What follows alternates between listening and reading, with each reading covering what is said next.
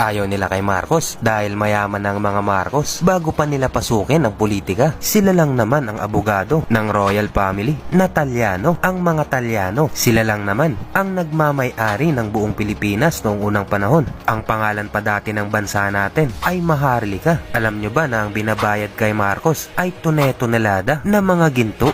Ayaw nila kay Marcos dahil bata pa lamang ito ay nakasuhan na ng murder. Estudyante pa lang siya noon ng abogasya.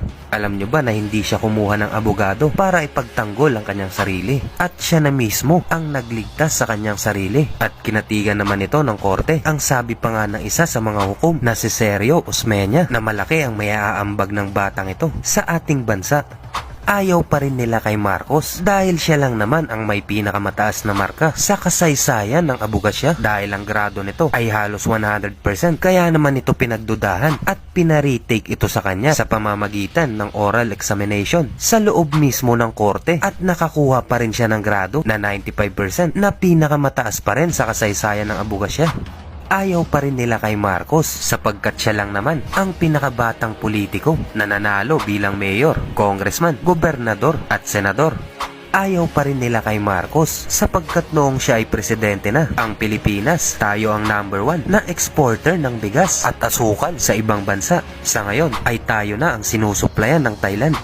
Ayaw pa rin nila kay Marcos dahil siya lang naman ang nagtayo ng Manila International Airport na pinalitan ng pangalan ng mga Aquino ng NAIA na ang ibig sabihin ay Ninoy International Airport. Ayaw pa rin nila kay Marcos dahil proyekto din ito ang LRT-1, Heart Center of the Philippines, Kidney Center, Nayong Pilipino, Bataan Nuclear Power Plant, Coconut Palace, PICC, Philippine Lung Center, Film Center, Golden Mosque for Muslim, SLEX and NLEX, ang pinakamahabang tulay sa Pilipinas, ang San Juanico Bridge, The Manila Planetarium, Kalawit sa Paripan, Palawan, MTRCB, NEDA, PGH, PDIC, Children's Hospital. Ayaw pa rin nila kay Marcos dahil tayo lang naman ay isa sa may pinakamalakas na war weapons sa buong mundo. Meron tayong sariling missile launcher na tinawag na Bongbong 1. Meron tayong 35 na FA Crusaders, 37 na F5 jets, Santa Barbara first rocket launcher sa Pilipinas, Blue Diamond first steam jet fighter sa Pilipinas.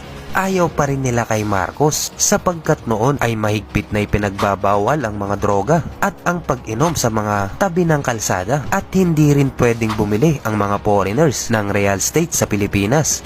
Ayaw pa rin nila kay Marcos sapagkat siya lang naman ang presidente na walang kodigo kapag ito ay may speech. Ayaw pa rin nila kay Marcos sa dami ng pinatayo nitong eskwelahan, mga national schools at